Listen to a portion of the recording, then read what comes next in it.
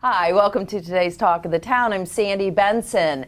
2013 is an important year in the history of the town in Hilton Head Island. And in honor of the town of Hilton Head Island's 30th birthday and Hilton Head Island's 350th birthday, the 3530 Celebration Committee is organizing a week of events to celebrate. And here to tell us more, Phil Schembra, broker in charge of Schembra Real Estate Group. Phil, I love having you on the show. Thank you, Sandy. Well, so this is a really exciting time for us here in Hilton Head. And it's amazing, 30 years just for the town and 350 for Hilton Head Island. So tell us a little bit about what's planned. Well, there's a week of celebrations starting at the end of September and culminating at Caligny with a big beach party the first week of October. You know, Sandy, it's really amazing. I mean, 350 years ago, William Hilton sited Hilton Head Island. To me personally, what really is exciting is we are coming on our 30th anniversary of being a town. And for my family, it's especially important and gratifying because our first mayor, Ben Rakusin, is my father-in-law's first cousin. And my wife, Carol, and I have been very involved in helping Ben throughout the course of the years. In fact, when he ran for mayor, I ran his marketing and finance campaign. And sometimes I look back and said, but that was yesterday. Yeah. How the years go by, and it's all been so rewarding to see how our island has evolved and grown when we decided that we could control our own destiny and become a town. So our strengths here, I'll let you talk a little bit about how we really have stayed so strong, even in this, faltering economy over the last several years. Well, I think first and foremost, we have to thank Charles Fraser, rest his soul. He was a true visionary. He was brilliant. He was a genius. He set the tone for land planning, not so much for Hilton Head, but for the United States. So we had a base to work with.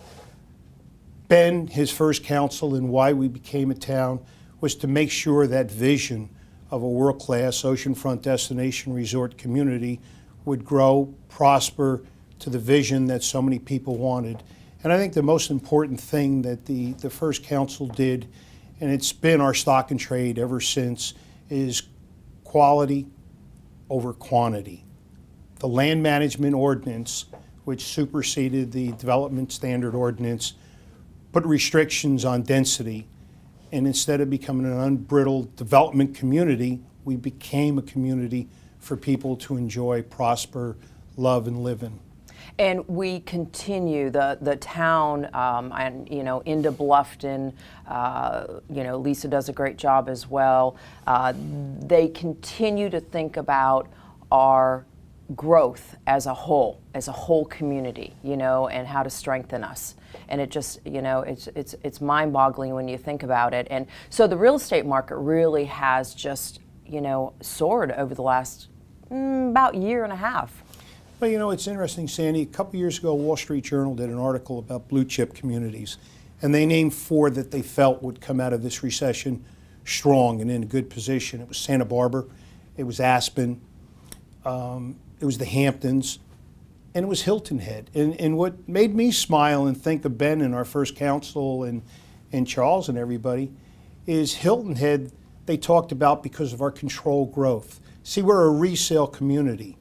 Development on Hilton Head Island has long since passed its heyday. Right. I came here in 1976. We were trying to birth the island as a development community. And then the land management ordinance changed that. So our strength now is the fact we're fully developed. We don't have big debt.